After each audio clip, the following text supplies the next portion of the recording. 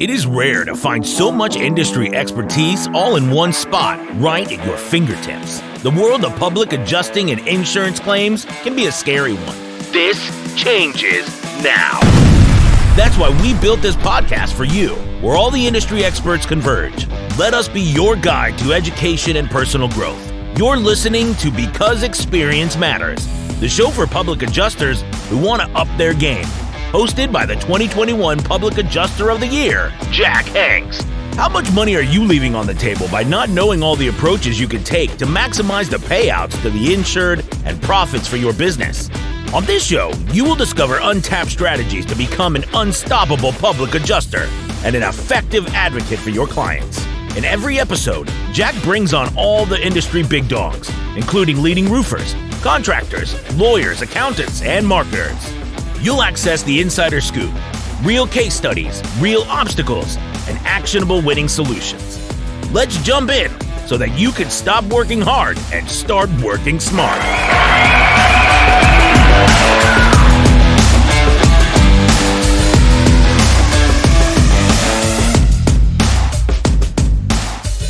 All right, guys, Jack Hanks. Welcome to Because Experience Matters podcast.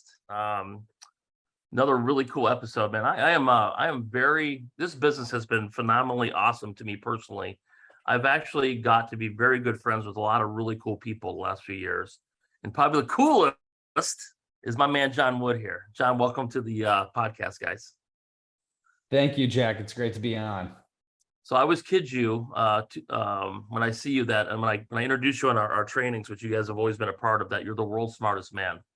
And I actually mean that. So not just law stuff, but your whole life, man, is pretty cool. You do a lot of we'll talk about the cool rock and roll attorney stuff you and Bob and Hunter and Bill Jones do for us, which has been absolutely phenomenally, exceptionally perfect every time, by the way. Thank you. That is my day job. I'm proud to have my name on the door. But your weekend stuff and your night job is I don't think anybody really knows this stuff about you, but you do a lot of things for the environment and community and just outside interest. And I'd like to spend most of our time talking about that kind of stuff because it's very intriguing, number one. And number two, I commend you for doing that, because most of us get stuck in our, we just work and work and work. We forget about life, and, we all get caught in that hamster wheel. So I commend you for being able to actually pause and do that.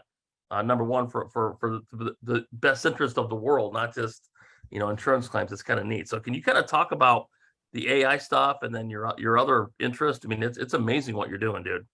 Well, thank you, Jack. I appreciate that. And I agree. I mean, it's, work is meaningful. It's important. It's great if you love your job, if your incentives are aligned with making people better off, then I feel like that's kind of a loophole in life. So I love being an insurance lawyer. But I believe that, on my tombstone, one of my philosophy mentors said, it's not going to say insurance law. It's going to talk about, sustainability or the lives that were impacted. And I think that's true for all of us. So I've always been driven to, try and make the world a better place. It sounds like a cliche, but it's in the mission statement of my alma mater as an undergraduate.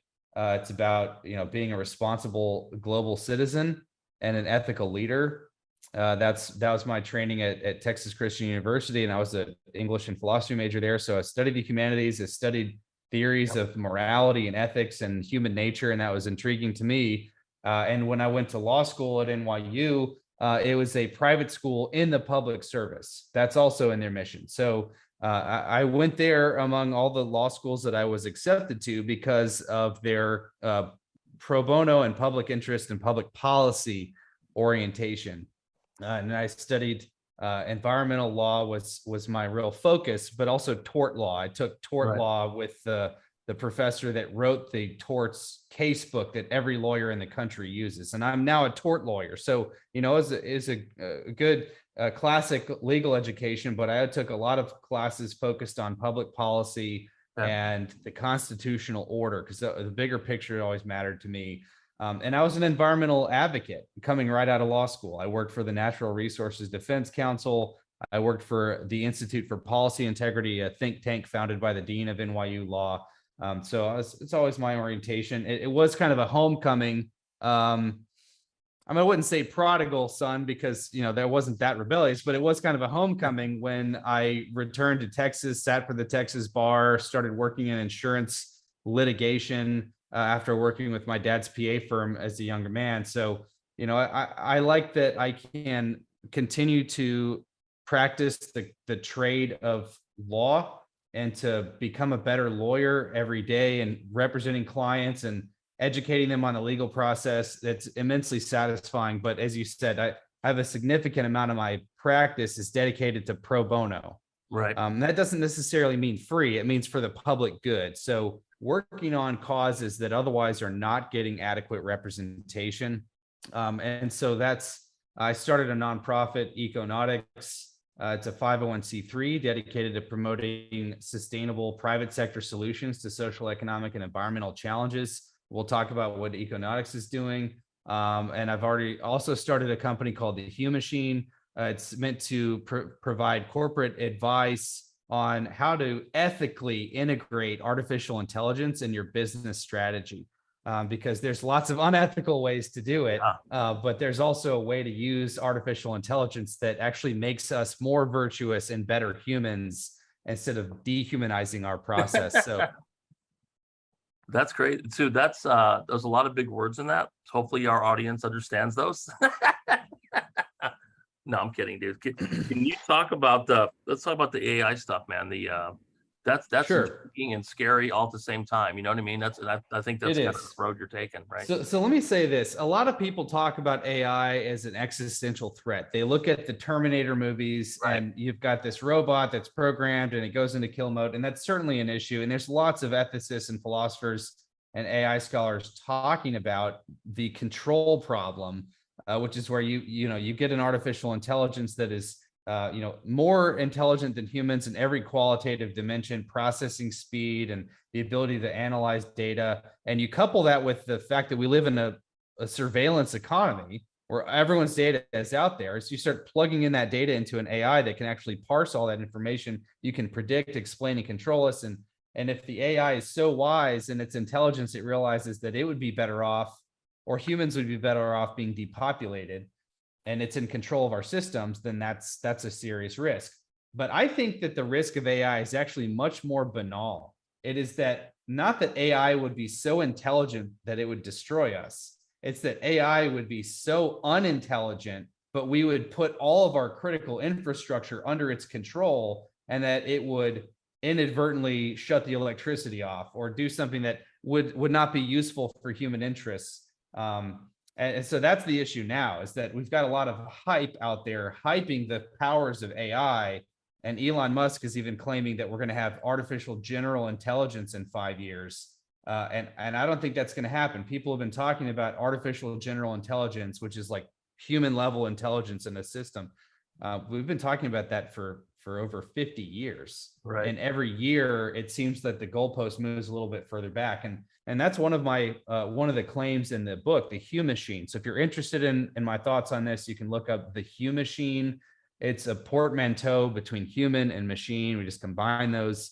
And that's a metaphor for the claims in the book. And the argument of the book is that we could be using machine intelligence to augment and increase what humans are already good at, like care, creativity, insight, intuition. Those things we're naturally very gifted at, but machines are horrible at that. Like you can have a super intelligent computer making this chess move, but it doesn't realize that the room it's in is on fire and that the most intelligent thing to do would be to leave the room. So they're just narrowly intelligent. But if we use that in the right way, we can make ourselves better. We can harness what's uniquely good and virtuous about humans and even expand on that. And then we can offset our weaknesses. And so there's a principle called Kasparov's law, which is that if you combine, it's from Gary Kasparov, the chess champion.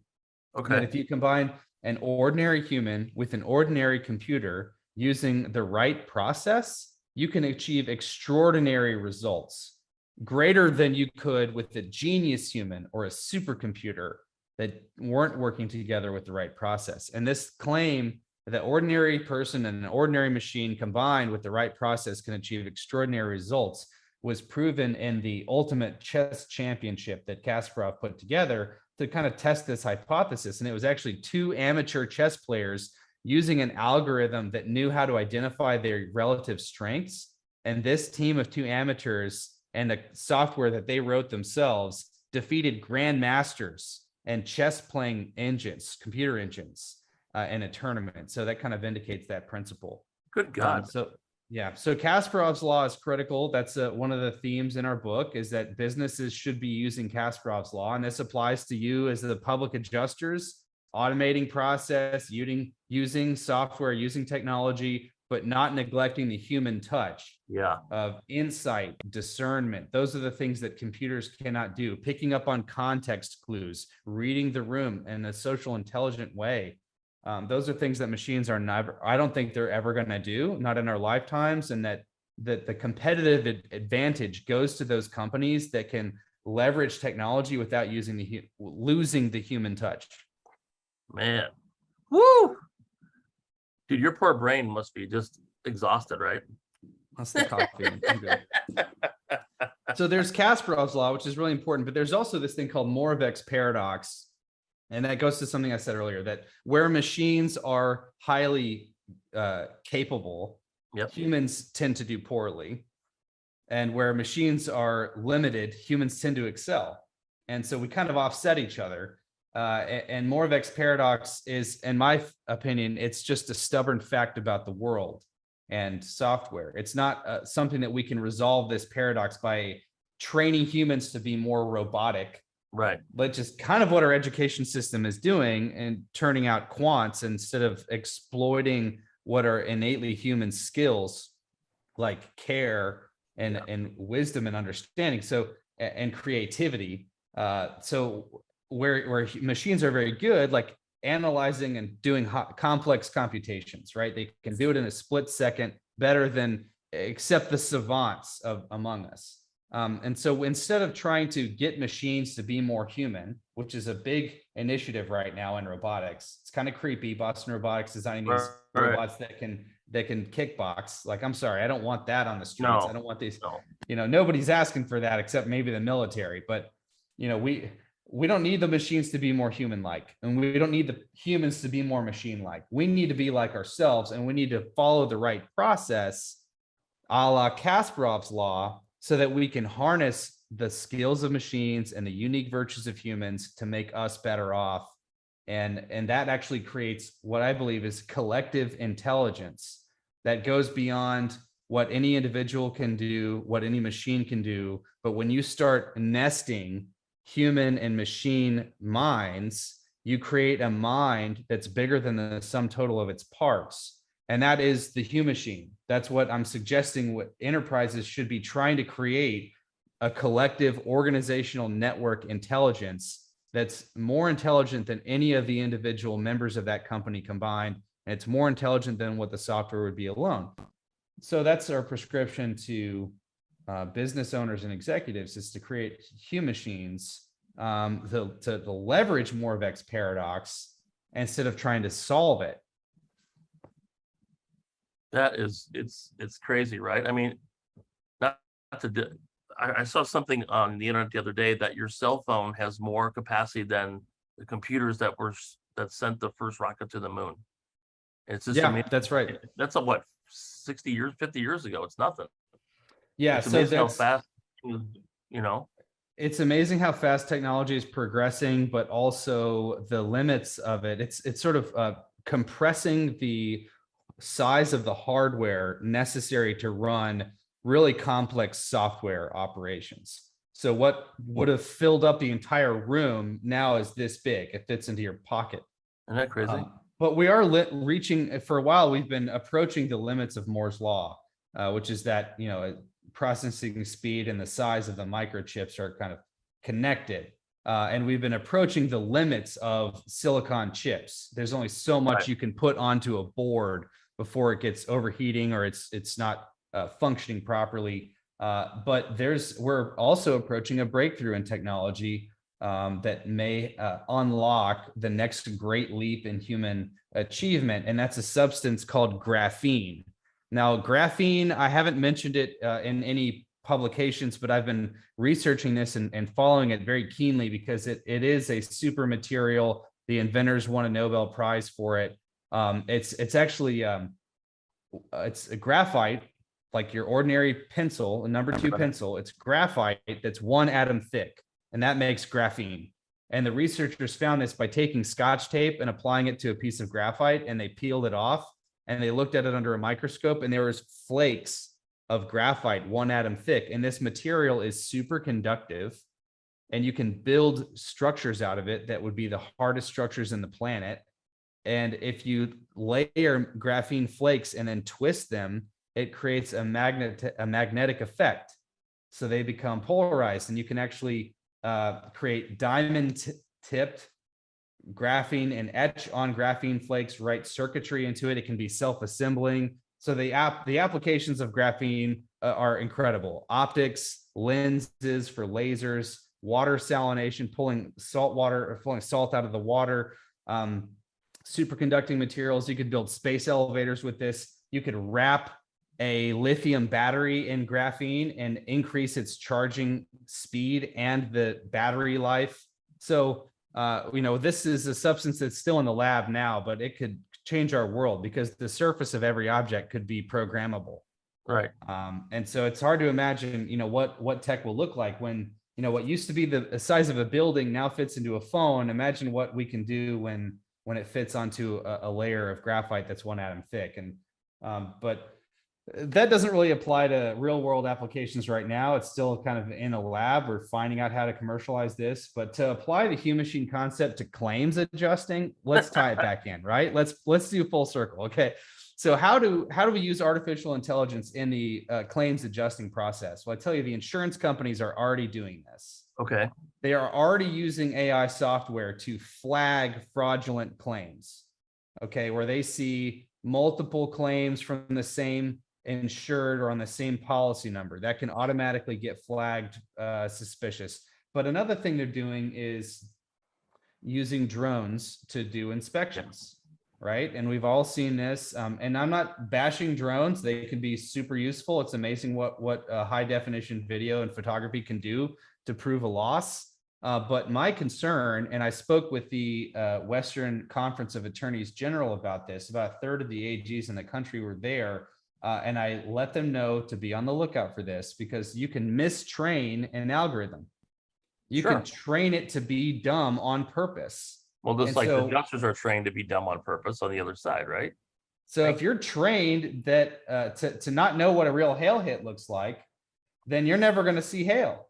Right. And so that's one thing I asked law enforcement to do is break open the black box algorithm. The companies are going to say, this is proprietary trade secret. We wrote this software. It's cutting edge, but the police have got to look into this because you can mistrain your algorithm by feeding. So an image recognition software, you feed in 1,000 pictures of a cat and now the AI can identify a cat out of a lineup of other animals, right?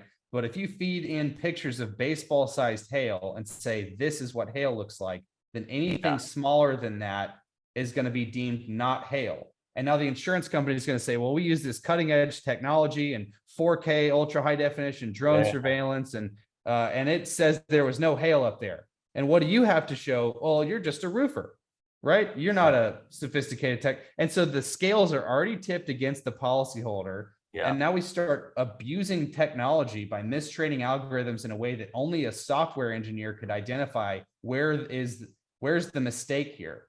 So that to me, the competitive advantage is going to go to the companies that properly train their algorithm to identify hail hits or wind uplifted shingles or other kind of insured loss on a roof. So if you're a tech company and you're in the insurance space, figure out how to properly train a visual learning algorithm. That's going to be a very powerful tool to protect policyholders. And the arms race that is the claims thing, it's an adversarial system we're in, right? So they get an engineer, now we have to get an engineer. They're using a drone with an algorithm in it. Now the policyholder has to do that. So that's where we could be using AI to help with claims, is training our algorithms how to identify casualty events.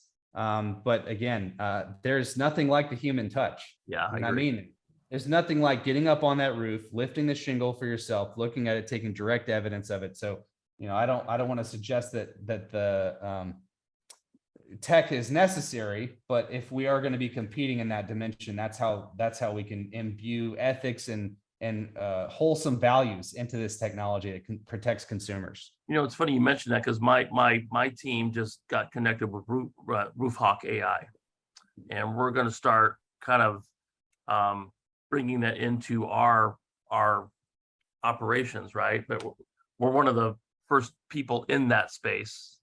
I mean, it's way beyond me, bro. Believe me, I got these 23-year-old kids working with this stuff. So, but once again, my understanding of that, we can, as long as we program the eyeball right of what a hail hit is or a wind lift, it's going to be able to do that. We can look at 30 properties in an hour now instead of one in 4 hours. So, yeah, and I think that the way to make that into a humachine operation is that you have the technology assistance, but you still have human experience, human judgment.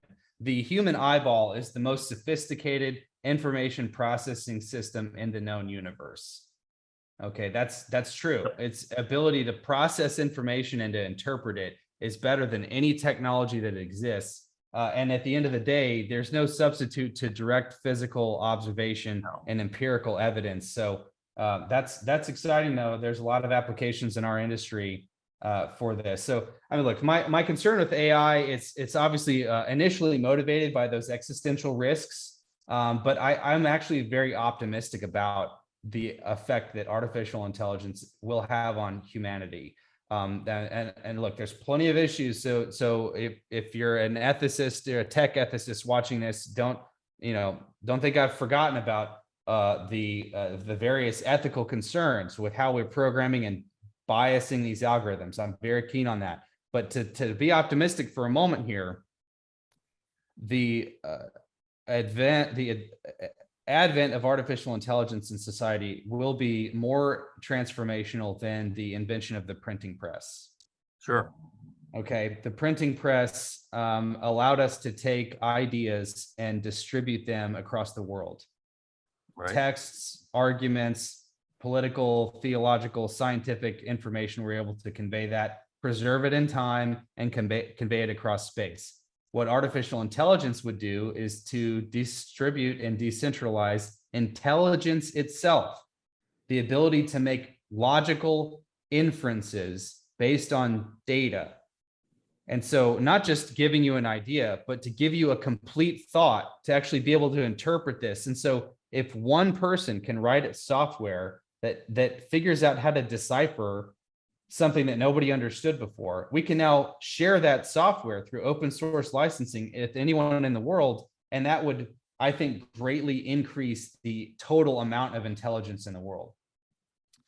So it's hard to see the future, but I'm optimistic for that reason, because I think the more intelligent and more wise we are as a species, the better things will get, the more peace we will have, the more prosperity we will have, the less sickness that we will have.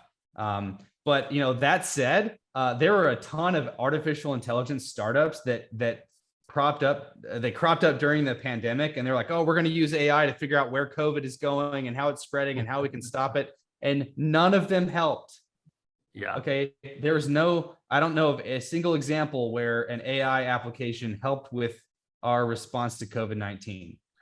Well, now that's going to keep happening and happening. That's just the tip of the iceberg, right? How many more COVID type things are going to happen next 100 years? I mean, I'll be 100. Yeah. And from a public policy perspective, we have to be careful because we're gathering so much data about us and we're turning it over voluntarily or unwittingly to private entities to mine that data and use it to sell us things. And so that's what's most disappointing, is that AI applications could be curing cancer, right? They could be inventing new drugs, and they are doing things like that, but they're also being used to sell more product and to manipulate us. Because if you get enough data about a person, you can predict, explain, and control their behavior. And at what point does a targeted advertisement that's based on all these data points about you become so convincing to you, so rhetorically effective to you, so emotionally compelling that you have to make that transaction? Yeah. Your free will is overridden by the force of this targeted advertisement,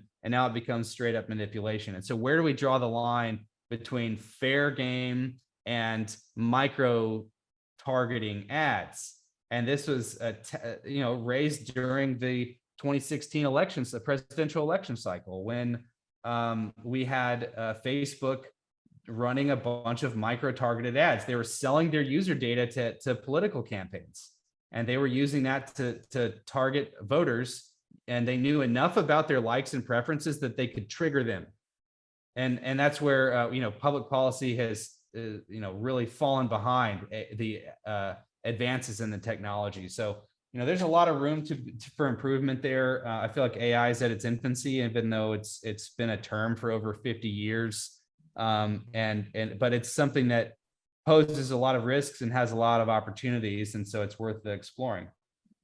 Holy moly. That's it's crazy, right? It's mind-boggling, scary, and exciting all at the same time. All I think about is State Farm hiring Terminator 7 to come out and not covering roofs anymore. And you know what I mean? Well, you better do your homework, because when the insurance company says we're using cutting edge, sophisticated technology, that has that seems really convincing. But the technology can get it wrong. In fact, we had automated technology that was supposed to land the lunar rover, but the astronauts had to override it because it's going to land them in a boulder field, and they would have been stranded on the moon. So, and UPS truck drivers, they have an automated algorithm that tells them the route optimization, but they have authority to override the algorithm. They can see things that the algorithm doesn't. They use their judgment. So, human judgment and wisdom are going to be increasingly important in the era of artificial intelligence. So, I still suggest, should we train our children in STEM, science, technology, engineering, math? Yeah, of course. But we also need to be teaching humanities still. That's what makes us human. And we should not take that for granted. Oh man, I mean, we talk about this a lot here too, like the empathy factor and just the emotional involvement. Like I talked about this yesterday to some of my guys. We do hurricane stuff, right? And what happens? I've had this. Ida was my 19th hurricane, John, and I physically need to pull myself aside sometimes. And man, I need to understand Mrs. Smith's home is blown to hell. I roll into New Orleans. It's a business for me immediately, right? And I click into business. You know how I am, dude. I'm type A, go, go, go, go.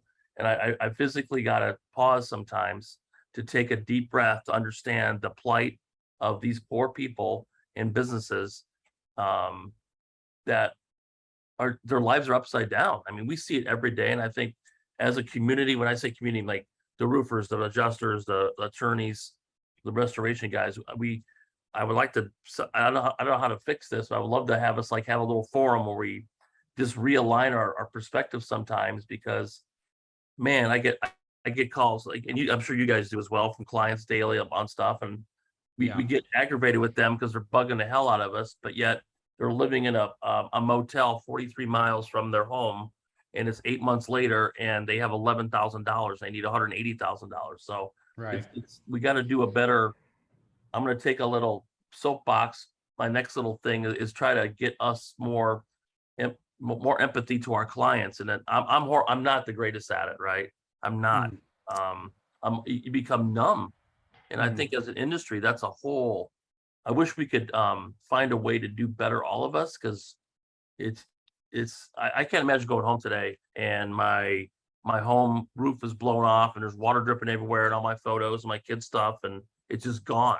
And then you got some a-hole like me rolling in with the contract that I'm going to take care of this and I'm going to fight. And 5 minutes later, it's in our system, and it's very methodical at that point.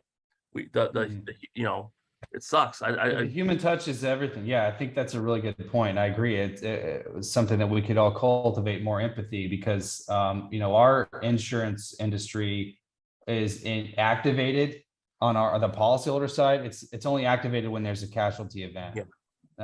We follow acts of God, and people's lives are ruined, and then after their life is ruined, they're now dealing with this Kafkaesque sort of highly regulated administrative program that the insurance company is administering, Yeah. every step of which is infused with the conflict of interest against the policyholder. Yeah. And so on our end, we're helping them, but they're still a client, and we still have work to do. But the empathy is crucial, and they don't teach empathy in law school either. They teach us to think like a lawyer, and so you're highly rational, legalistic, means and rationality. But that's what I mean when we're training ourselves to be robotic. We need to cultivate what are those uniquely human traits, like empathy, compassion, care. I don't think we're going to teach a robot how to care. We might teach one how to say things that sound like it cares, but still being present, just that actual presence and being in someone's life matters a lot. And I think that it's important that we don't lose the human touch. Yeah, that's right. I mean, empathy is a very powerful thing. Compassion is a powerful thing. Gratitude is a powerful thing. And yeah, I mean, one of my clients is living in a trailer outside of their home, which was destroyed by Hurricane Ida. And she has a severely disabled daughter who has fallen out of the trailer more than once. This is an elderly woman. She has also fallen out of the trailer. The carrier is simply not honoring their request for additional living expenses. And so, talk about getting kicked while you're down.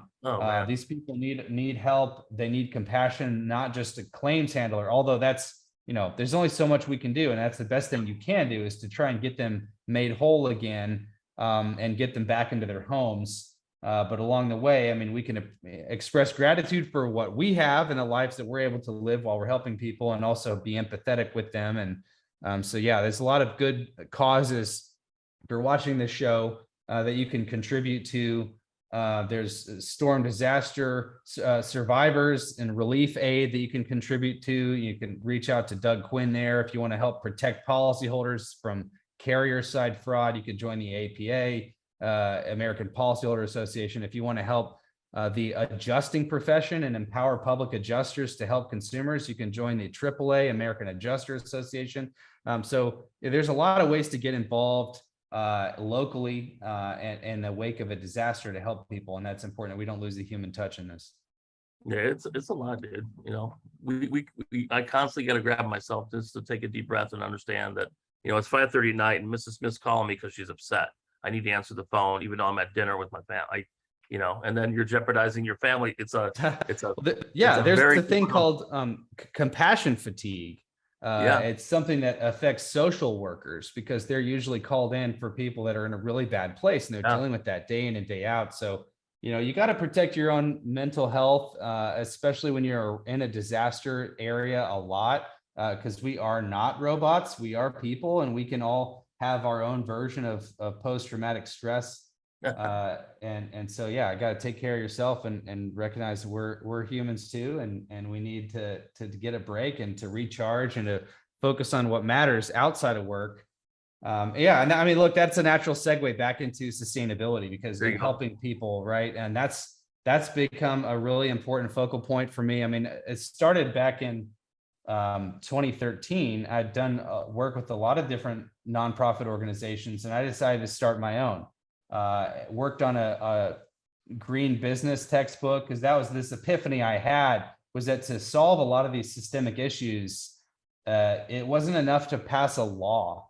And that's the natural, we should make this a law. And look, we have a law called the Clean Air Act, and it doesn't mean we have clean air. There was just a study that came out that said no rainwater in the world is safe to drink because it's contaminated with forever chemicals.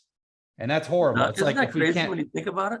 Yeah, like we can't fish and eat the fish that you catch anymore. That most bodies of water are not fishable, swimmable, according to the EPA. And we have a Clean Water Act, and we have a Safe Drinking Water Act. Well, it's like speeding, right? Okay, nobody follows that, right? It's once again, it's on paper, it's not reality, right? And I think the government at best is applauding mediocrity. And so what we need is excellence. We need wisdom, we need innovation, we need inspiration, and we need excellence. That's human virtue. And we're not going to get that from the government. Let's all be realistic here. Yeah. Okay. They're going to be applauding mediocrity. we're going to get that from the private sector and Yes. from innovators and from entrepreneurs and philanthropists. And that's where I started Econautics, to really harness the power of the private sector in order to solve tricky issues that the government alone is not going to fix. And it started with more of a academic thing, presenting at conferences, trying to convey this triple bottom line mindset. There's a textbook, Foundations of Sustainable Business, that I worked on, that's now in business schools, MBA programs in the United States and Canada and Europe. It was translated into Greece because the Greek economy is looking to recover in a sustainable way. But that really got legs with this project that I'm working on now in Beaumont. And some of our friends have seen this. I've posted some presentations on this. And this is a concrete example of what I'm talking about when I say this sort of lofty idea of harnessing the private sector to solve interconnected social, economic, and environmental issues. Let's take, for a concrete instance, childhood hunger, right? It's a social issue. And we're going to take this in the city of Beaumont, Texas, which is a major oil and gas refinery. And the food insecurity there is pretty significant. According to feedingamerica.org, there are 16,000 children that are considered food insecure in this county. There are only 17,000 children in the entire ISD. Good so that's Lord. almost every one of them is food insecure. There's a $20 million annual food budget shortfall in this county. And the entire school district is on subsidized lunch. So the city is trying to help them, Right. but it needs a boost from the private sector. And that's where Econautics comes in. And what we're proposing is to convert an abandoned warehouse. It's a 32,000 square foot abandoned Sears Roebuck warehouse. It's got loading docks. It's just a empty facility. And we're going to propose that we turn that into a freight farms in order to feed those kids. So it's an exciting opportunity. It's a social, economic, and environmental contribution. And we're just turning what is essentially a waste, it's a blighted Right. property, into something that's adding value to the community. So where's the food going to come from? Like just donations and? It'll be grown on site. Oh, wow. Yeah, using proven agricultural technologies like vertical gardens, aquaponics, and hydroponics. So did you always have a passion for stuff? I mean, when you were a kid, I mean, I don't see you, this has to be like a lifelong thing, right? You always had something in the back of your head about making the world a better place. Yeah, I mean, I was raised that way. My parents are Christian, and they always taught us to live our values. And you know, when I was in high school, we're all trying to figure ourselves out. I think we still are. But you know, it really inculcated in me as a philosophy graduate that a meaningful life has a purpose beyond profit. And so I've always been looking, where is Archimedes said, I can move the world. I just need somewhere to stand. Right. You just need a fulcrum. You need somewhere to get leverage. So I've always been looking, where is the issue? Where's the impact? How can you address it? Where's the need most critical? And what's the most incisive way to address that need? That's once again, I applaud you for just trying to make a difference. I mean, it's a little bit of an uphill battle, right? But it's, yeah, no, and of course it is. The world seems cruel and indifferent, and a lot of power structures are inherently self-protective. They're meant to preserve their own power. So it takes a little bit of creativity. We're meant to like worry about ourselves. Like, a lot of us don't even worry about the other stuff because we're so worried about trying to pay our bills and take care of our kids and run our businesses, and you get caught up in a hamster wheel.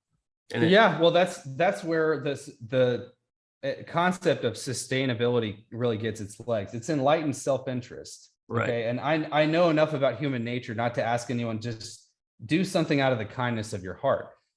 Some people will do that. They're just angelic human beings. But most of us, they need to have a business case. Like, why should I? What's in it for me? Why should I care about this?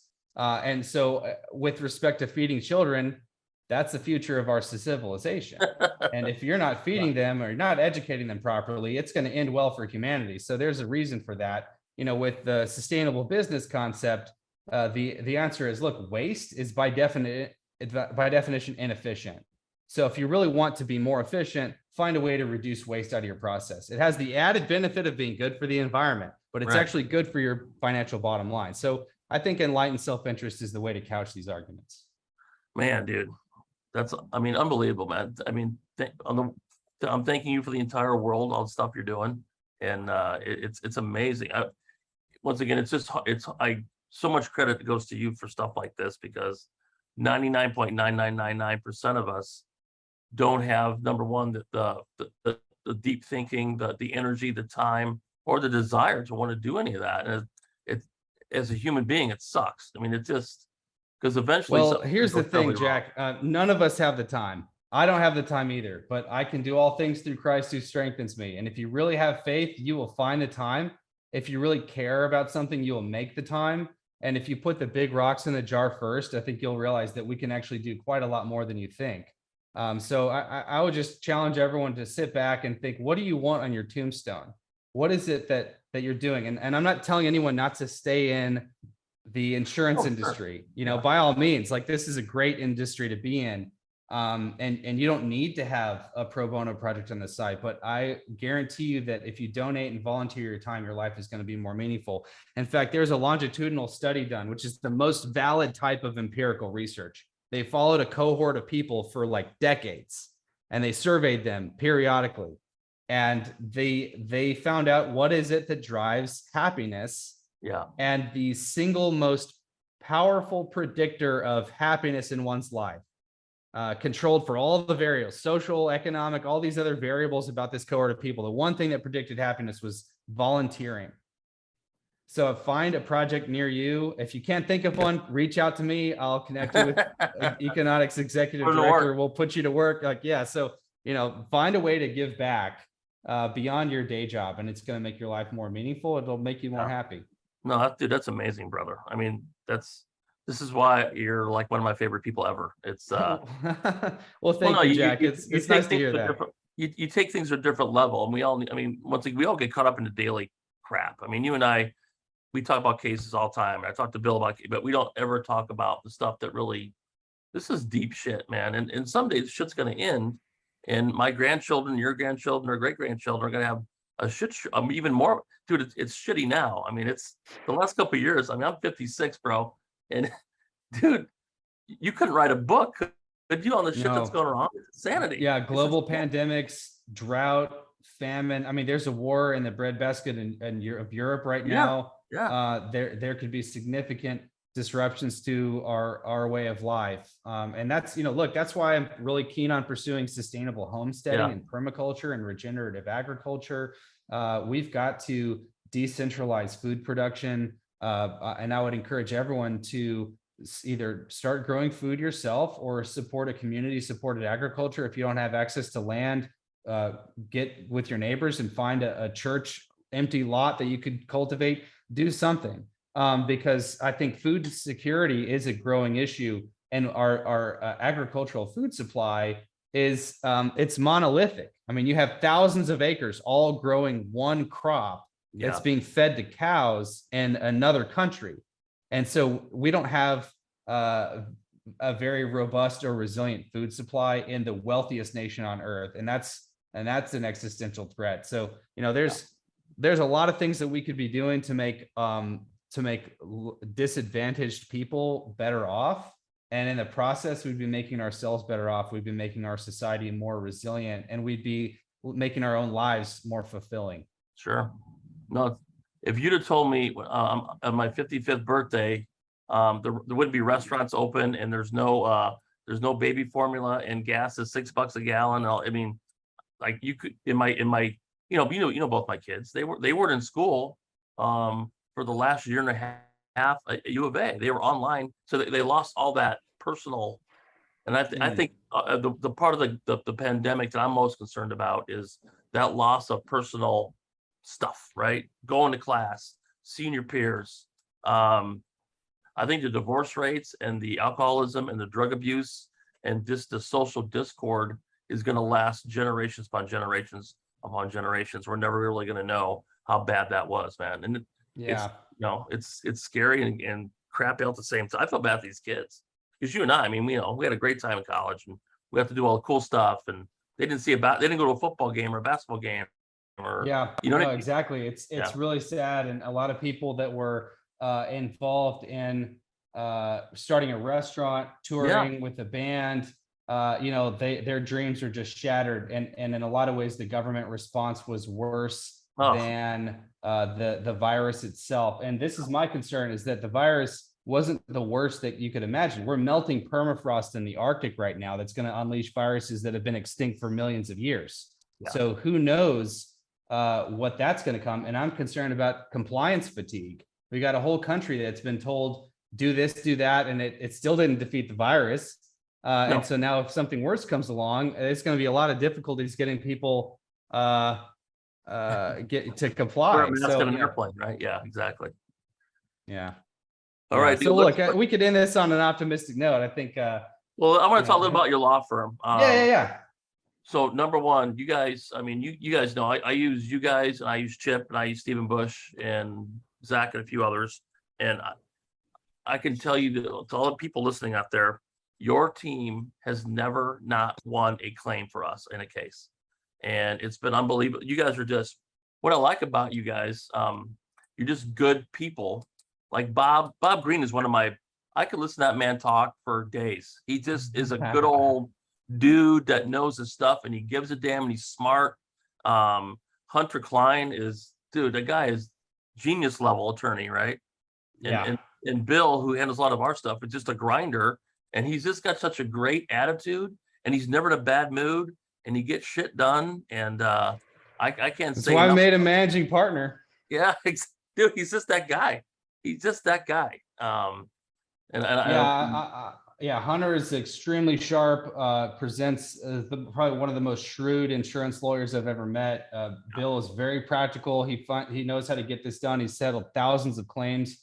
And Bob is an American Board of Trial Advocates attorney. He's an ABOTA lawyer. He's tried over 80 cases to a jury in his experience. And so I love my team. They're really good at what they do. We're all insurance nerds. We have a wolf pack mentality. We're a team. And shout out to our associates and our staff too. I mean, they do a really good job, and they are being trained to be formidable trial attorneys. And I joined this firm of trial attorneys because you have to prepare your case as if you're going to trial. If you don't, and you say, well, we're just going to settle these, you're not going to get the proper value out of them. You have to prepare your case with an expert witness lineup and a damages model that you can defend to a jury. And so our method is, we are very methodical. We do independent investigation of every claim that we get retained on. We don't just take the estimate that's in the file and run with it. And sometimes we'll find out there were issues with the file that the referring public adjuster didn't know about. And sometimes we'll find that there were additional damages that they didn't know about. And so it's important that we do that investigation. But yeah, I'm really proud of my team. And that's one of the reasons I joined them, is because I worked with my dad's PA firm for several years as a compliance officer and as an administrator to try and help him grow his company. And I saw how his fortunes were tied to the law firms that he was referring his cases to. Because as a PA, there's only so much you can do when the insurance company decides they're not going to pay you. They're going to breach the contract, violate the law. You have no choice as a policyholder but to stand in your legal rights. And so he inevitably have to send cases to law firms. And I would see, I'm not going to name any names, but the bottom line is Bob and Hunter and Bill would look under the couch cushions for bad faith facts. They would do everything within their power legally and ethically to promote the interests of the policyholder. And they've had some really large losses settle for policy limits and in excess of policy limits because they advise the client, don't take this low ball offer, let us do our work. And we go through rounds of motion practice. We, challenging the carrier's experts, proving coverage, causation, and damages with all the experts that we use. And to leverage our full authority as officers of the court to bring about justice. So yeah, it's a great profession. I love being able to help people recover. They've had a disaster in their life, and then an entity they thought was going to be there for them is instead throwing them under the bus, and they can come to us for some kind of relief. And so I just encourage everyone to stand in your rights, because what policyholders go through as consumers and civilians, we go through that stuff all the time. You just need to know to stand up for yourself, stand on your rights. Yep. If you feel like you're getting bullied, seek counsel, and do something about it. Well, insurance companies are no longer insurance companies, they're marketing firms, right? They're just there to collect the buck and then limit what they pay out. It's insanity. When you look at the business practices and the actual business model of insurance companies, I wish I could do that. Like if I could only pay the rent when I want to and how much I want to pay instead of paying exactly what I owe, it's crazy. And they get away with it, but it's gonna, it may never change fully, but firms like yours and ours and a bunch of other guys out here fighting the battles, man. It's a lot, man. I don't think people understand too how much money it costs to run these things. You guys, I mean, you spend hundreds of thousands of dollars on a case sometimes just to get it where it needs to be with no guarantees of getting your money back. That's true.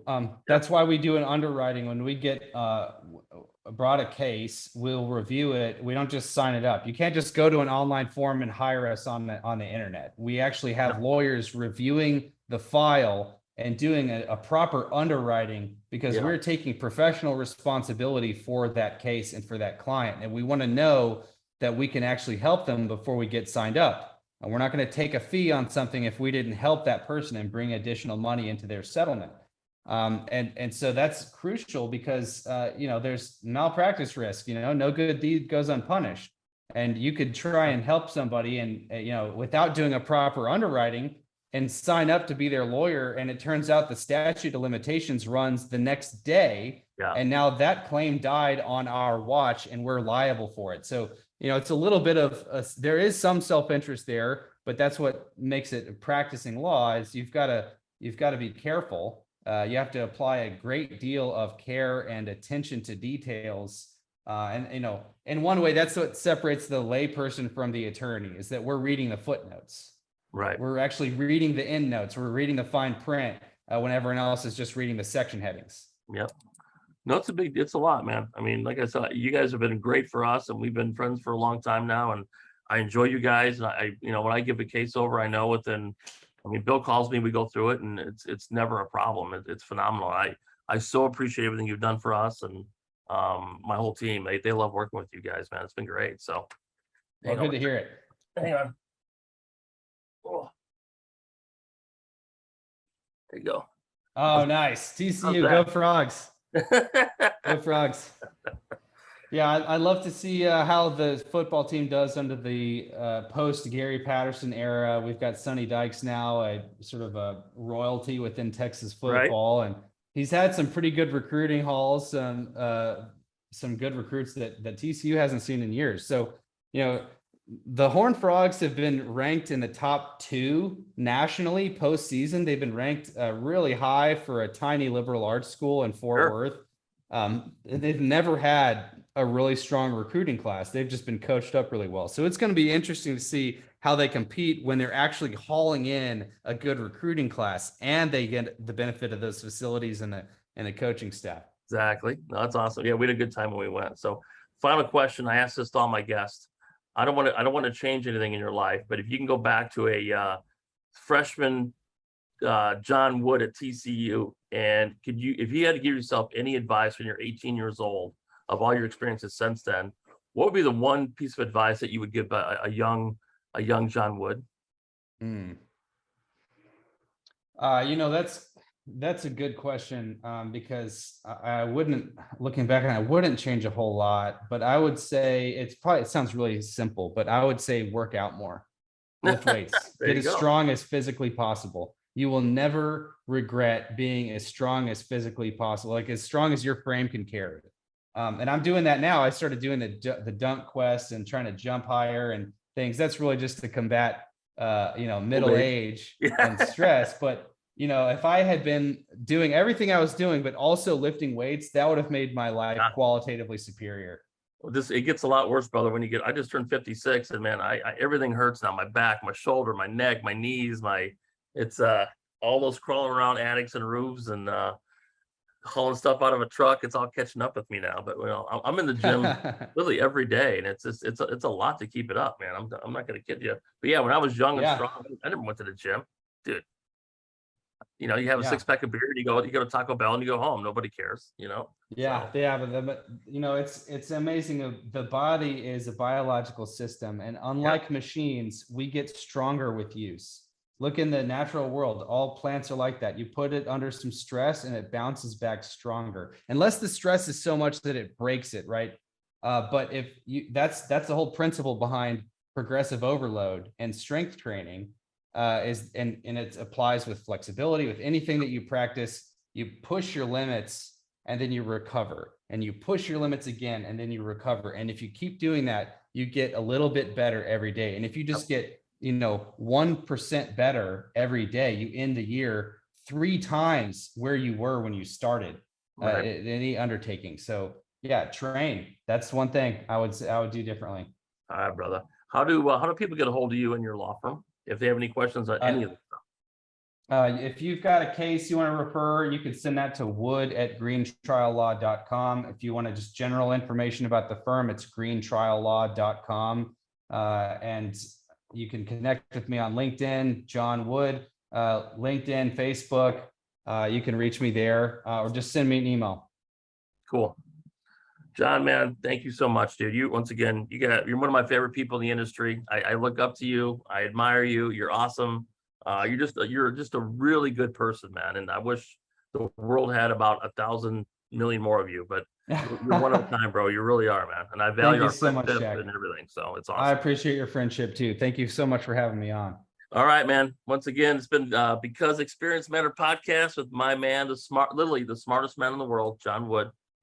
Look for us on iTunes, Amazon, YouTube. We're on all that fun stuff. So thanks again, guys. We'll talk soon. All right. Take care. Thanks for tuning in to the Because Experience Matters podcast. That's all for today's show. If you want to learn more or work with Jack in person, visit www.thejackhanks.com. Oh, and don't forget to give us a 5-star rating on iTunes or Spotify to continue to grow the podcast and change the industry.